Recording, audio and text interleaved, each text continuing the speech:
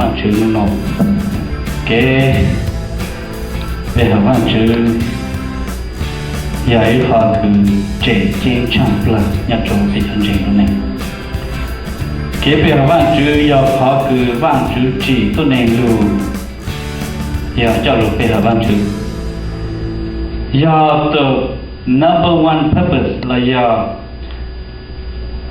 khó number y cứ bạn chữ chỉ tôi nên luôn giờ chỉ lúc về học bạn chữ ta chỉ luôn nó thêm ít cho chị sáng sớm lên đấy bây giờ continue thảo luận chữ cho nó của cho nó giờ bao hạt à bây giờ bạn chữ giờ họ nằm với y là bây giờ chuyện luôn này sau này đó giờ họ cứ rộng càng cao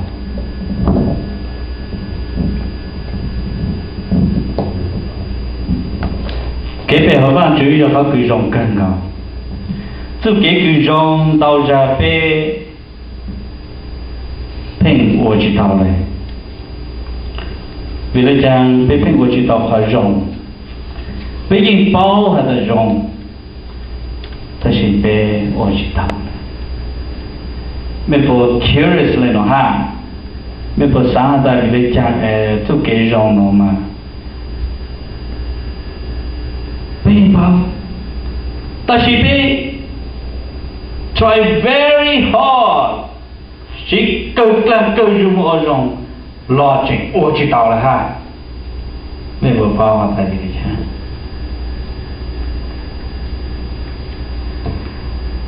thầu ban chủ chỉ pe mà ban chủ chỉ trong đồng cứ trong đồng đó mà hạt là no mà bao rong ha bao khó thể đó gì mà bên trong của bao rong ha bao thể đó gì thì bên no trong đồng đó là now we know good and evil good and evil bên bao khó dùng ha bên bao khó chỉ dùng đó gì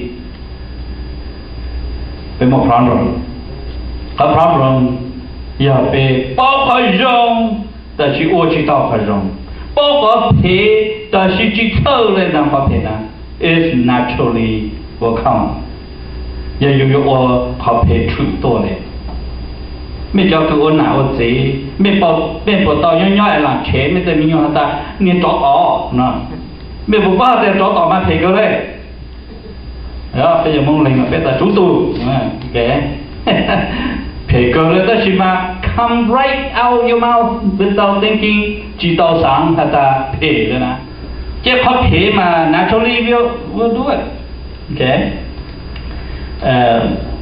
khó hiện là giờ ít khó cứ có chỗ bé nanu get into trouble bé nanu trâu tay mình mình bảo ba ta lúc nào cán tu khứ nó mua tay mình tăng bộ lên vì lấy chàng chỗ khó thì cũng có sữa you know that the world is full of trouble vì lấy chàng cho trouble đấy nhá ta chỗ khó thì sữa ta chỗ khó bên bao hạt ta bên tôi này là ô thì lúc nào natural world nó là pay đó ha you know why because it's a curse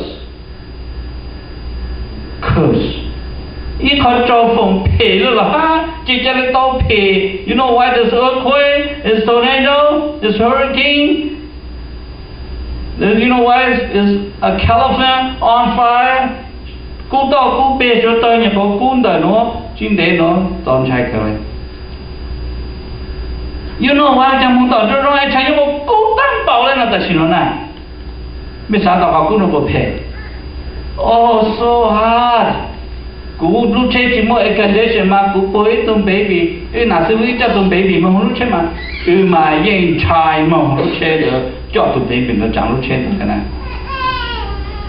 mà như sao tăng cho I wonder why cho cái thing nhỏ so cái thể nhỏ cho natural world nhỏ cho you to nên to shi nhỏ cho be to nên to sa to shi I don't know còn có ai sáng hả ta knowing good and evil is going to be great you know mình cho bộ sáng lên ta ha mình bộ sáng ta thọ cái cú bao rồi mà yếu trong hàng ta chỉ thọ bao rồi mà phải hình rồi bao mà chỉ trong có ai sáng lên ta có sáng hạt ta ô nó trong đồng cứ bao khó thể ha bao khó rong mà rong hay nó nói có yếu smart mình bảo bao giờ bao khó thể và rong là smart mà yeah according to the educational system có bao mà rong vì thế ta vang chữ ta đây hạt ta please don't eat from the tree of knowing good and evil because if you know it you will cheat. You will cheat people out. Okay? Vì nên là cái loss thế có natural good. Cái bao là tao cái biết bao là họ cứ trả cái trăm lần giờ họ pay. Họ cứ ô tô biết ô pay trăm lần thì giờ làm gì nhỉ? Is the master of influence. Làm gì nhỉ giờ tôi cứ nhỏ rồi đó. Han chọc cái lối xa. Influence better. Hey, okay, man, do it. It's good for you. You know, you gotta win. You can't be lose. You can't be a loser. You have to win. You have to beat them up. You have to do this.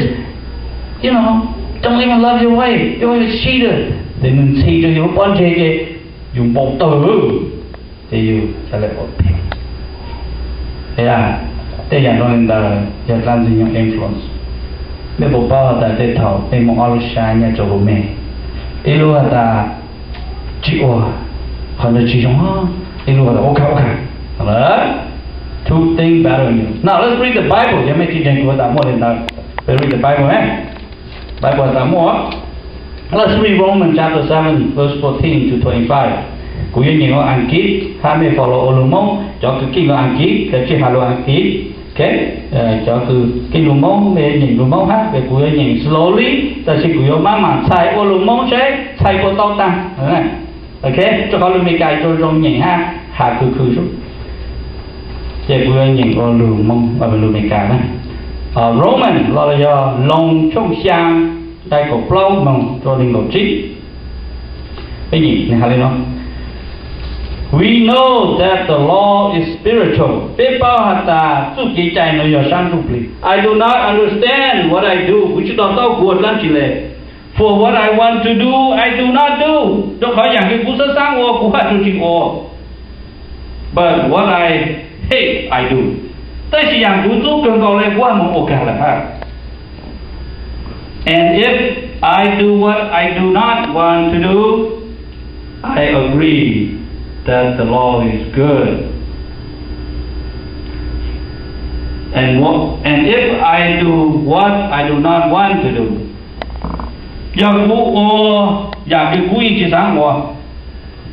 I agree that the law is good.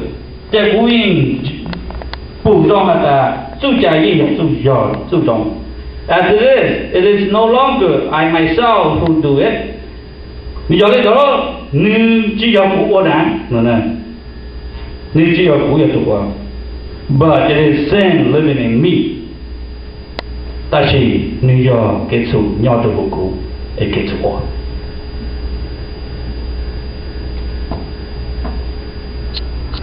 I know that nothing good lives in me. Của bao giờ chỉ mới yên trong nhau của lệ. That is in my sinful nature. Hơn đó giờ của số của họ kể cho. For I have the desire to do what is good. Vì cho khỏi nhớ đồ của mà cũng chân chơi của quý ôi rồng mà. But I cannot carry it out. Tại vì chẳng của ôi chỉ tàu rồng nào đấy. For what I do is not the good I want to do. Ý là vì rằng khó cứ cô thật chỉ khó cứ cô ta sáng ô của rồng đó. Và một cô hạ tờ rồng hẹn. Cho bên nhìn tên nó ba bê.